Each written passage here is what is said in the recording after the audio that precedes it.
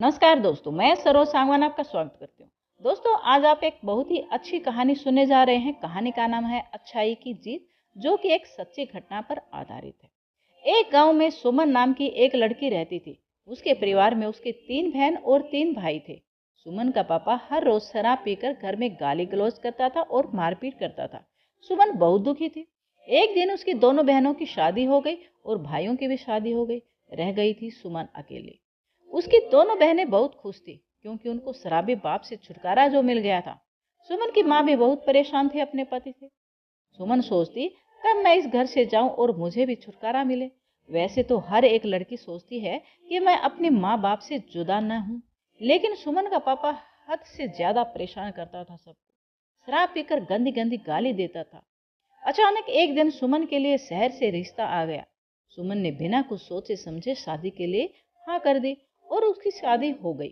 शादी के दूसरे दिन सुमन नहा धोकर जब किचन में आई तो देखा उसकी जेठानी किचन में काम कर रही थी। सुमन ने सोचा, आज मेरी पहली रसोई है, मैं आज कुछ मीठा बनाऊंगी। लेकिन हुआ कुछ उल्टा ही। उसकी जेठानी सोनिया बोलने लगी, आ गई महारानी। सुमन को अजीब सा लगा, लेकिन उसने कुछ नहीं बोला। तब तक सास भी अंदर आ चुकी थी। सास ने एक बार भी नहीं बोला मीठा बनाने के लिए। सुमन चुपचाप बैठी रही, क्योंकि दोनों का बर्ताव कुछ अलग ही दिख रहा था।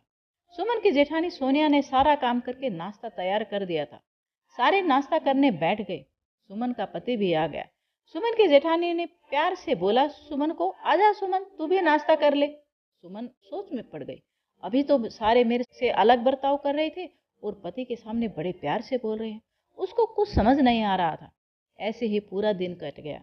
दूसरे दिन सुमन नहा धोकर किचन में आई। अपनी जेठानी सोनिया से पूछने लगी, दीदी मैं क्या काम करूं। तब सोनिया बोली, इतना बड़ा घर है, कर ले कुछ भी। तब सुमन ने बोला, दीदी मैं आटा गूंथ लेती हूँ। सोनिया ने कहा, नहीं मैंने कर लिया सब काम। 4 बजे उठ जाती हूँ मैं। सफाई बर्तन और अब नाश्ता सब तैयार कर दिया है मैंने। तभी सास अंदर आई। अब उठ कर आ रही है तू, जब सारा काम तेरी जेठानी ने कर दिया। ऐसा नहीं चलने वाला घर में, तुम कोई काम ही नहीं करती हो। सुमन सोचने लगी कि घड़ी में अलार्म लगा देती हूँ। दीदी 4 बजे उठती है, मैं 3 बजे ही उठ जाऊंगी। दूसरे दिन सुमन 3 बजे उठ गई और किचन में गई। उसने देखा रात के बर्तन पड़े हुए हैं धोने के लिए। क्यों ना सबसे पहले मैं बर्तन साफ कर दूं। जब सुमन बर्तन साफ करने लगी तो बर्तनों की आवाज से सोनिया की नींद खुल गई। सास भी उठ गई। सोनिया चिल्लाने लगी, तू पागल है क्या, इतनी रात को बर्तन खड़खड़ा रही है। सुमन रोने लगी, दीदी आप सारा काम कर लेते हो उठकर, मेरे लिए कोई काम नहीं बचाती। इस करके मैं जल्दी उठ गई और रोते रोते कमरे में चली गई। सुमन को अभी भी समझ में नहीं आ रहा था कि ये क्या हो रहा है मेरे साथ। सुमन के पति की नाइट ड्यूटी रहती थी। सवेरे आता था घर। सुमन के पति को लगता था कि मेरी पत्नी कोई काम नहीं करती, सारा काम मेरी भाभी करती है। असली कहानी का तो उसको भी पता नहीं था। सुमन कुछ नहीं बताती थी अपने पति को। वह सोचती थी कि पहले ही मेरे साथ इतना कुछ हो रहा है, अगर इनको बता दिया तो मुझे और परेशान करेंगे। सुमन का पति बोला, सुमन देखो मेरी भाभी तुझे कितना प्यार करती है, तुझे घर का कोई काम नहीं करने देती। एक दिन सुमन का सिंदूर खत्म हो गया था।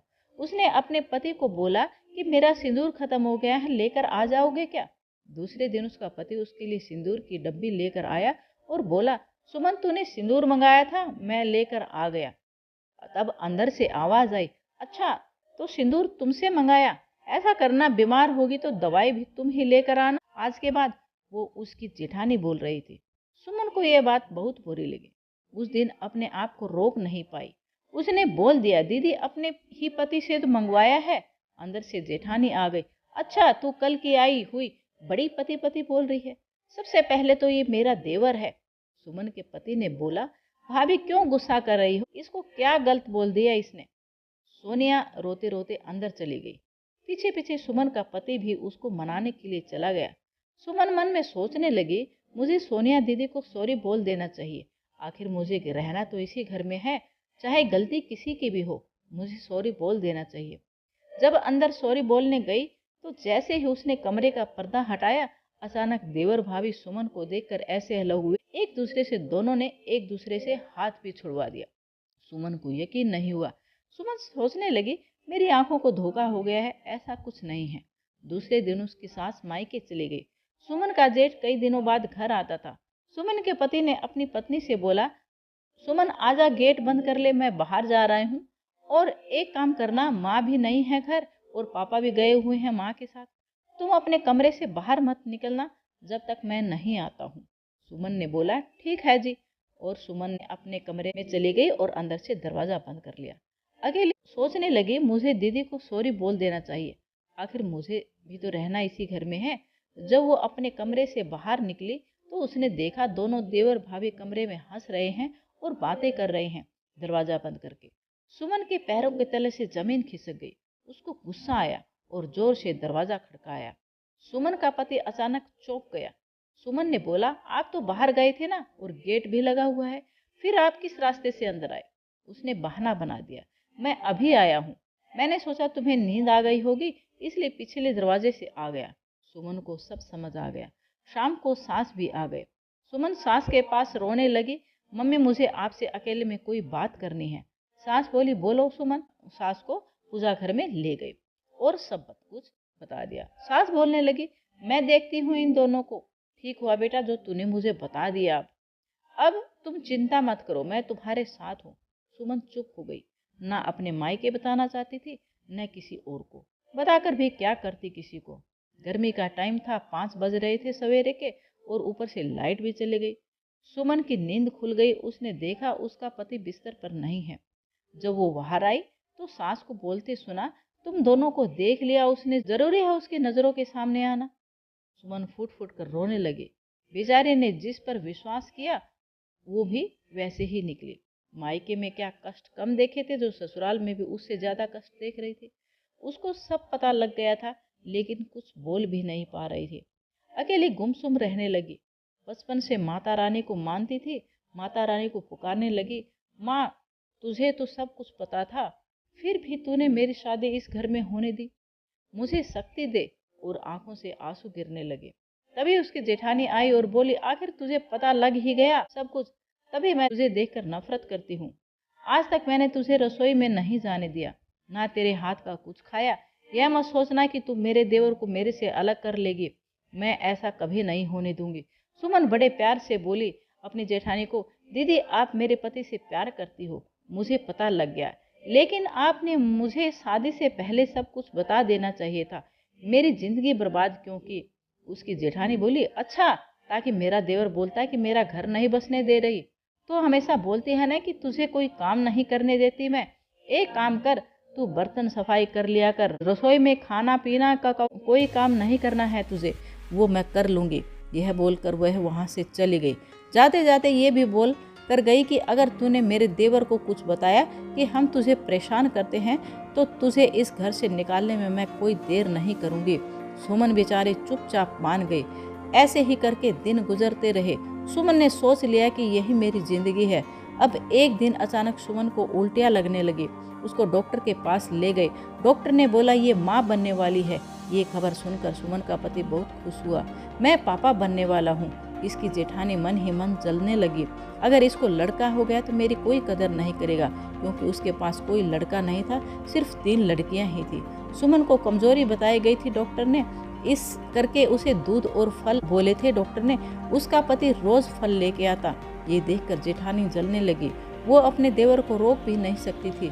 उसे लगता अगर मैंने कुछ बोला तो मेरा देवर सोचेगा कि मुझे खुशी नहीं हुई। जब शाम को सुमन का पति अपनी ड्यूटी पर जा रहा था तो भाभी को बोलने लगा, भाभी सुमन को रात की दवाई दूध के साथ देनी है। ये बोलकर चला गया। रात को जब दवाई का टाइम हुआ तो उसकी जेठानी सोनिया ने आधा दूध आधा पानी मिलाकर और ढेर सारा मीठा मिला दिया। जब सुमन पीने लगी तो उसने बोला दीदी इसमें बहुत मीठा है।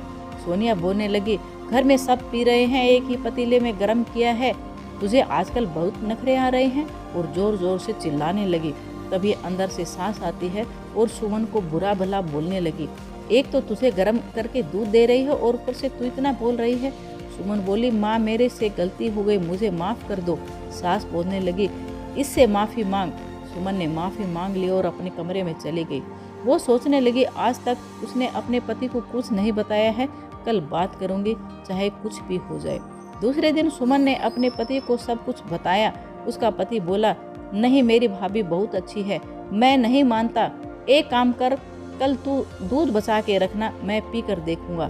उधर सोनिया सास को बोल रही थी, देखो मम्मी, आपको बुरा लगे या भला लगे, सुमन एक दिन आपके लड़के को आपसे अलग कर देगी। सास बोलने लगी, नहीं, ऐसा नहीं होने दूंगी मैं। दूसरे दिन जब सुमन का पति आया तो उसने वो दूध पिया और गिलास पटक दिया और गुस्से में जोर जोर से बोलने लगा, माँ, भाभी, तुम दोनों मेरे पीठ पीछे क्या क्या कर रही हो। आज के बाद सुमन अपने आप दूध गर्म करके पिएगी और वहाँ से अपने कमरे में चला गया। सास बोलने लगी, यह क्या हो गया इसको, क्योंकि सास को भी पता नहीं था कि सोनिया दूध में मिलावट करके देती है। सोनिया बोलने लगी, हो गया ना वही काम, आपके बेटे को बस में कर लिया। उस दिन सुमन का पति नाइट ड्यूटी नहीं गया था, ये बोल कर कि मेरे सर में दर्द है। रात हो गई, सब खाना खा के सो गए। रात को लाइट चले गई, सुमन का पति कमरे से बाहर निकल गया। कितनी गर्मी हो रही है अंदर, मैं बाहर ही सो जाता हूँ। उसके कानों में कुछ आवाजें गूंज रही थी। उसने देखा उसकी माँ और भाभी दोनों आपस में बातें कर रही हैं। सुमन के पति को प्यास लग रही थी, वो किचन में ठंडा पानी लेने चला गया। वो अपने मन में सोच रहा था कि रात के 12 बजे हैं और ये दोनों क्या बातें कर रही हैं। वो कमरे के बाहर खड़ा हो गया। कुछ देर उसकी भाभी बोल रही थी, माँ जी देखो, हो गया ना वो सब कुछ जिसका हमें डर था। कल के आई चुड़ैल ने आपके बेटे को कैसे अपने बस में कर लिया। देखना, एक दिन उसके बस में हो जाएगा आपका बेटा।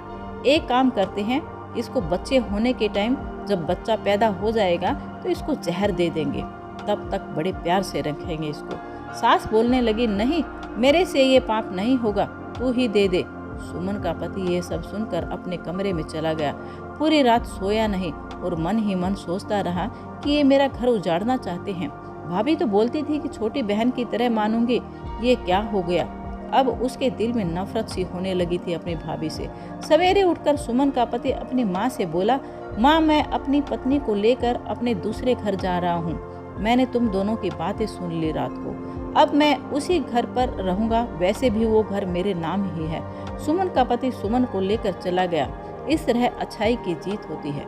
तो दोस्तों, आपको ये कहानी कैसी लगी कमेंट करके मुझे बताना। यदि आपको अच्छी लगी है तो प्लीज़ इसको लाइक करके चैनल को सब्सक्राइब कर दें और बेल को भी प्रेस कर दें ताकि आपको आने वाली हर वीडियो का नोटिफिकेशन मिलता रहे और आप ऐसे ही रोचक कहानियाँ सुनते रहें। वीडियो देखने के लिए मैं सरोज सागवान आपका धन्यवाद करती हूँ।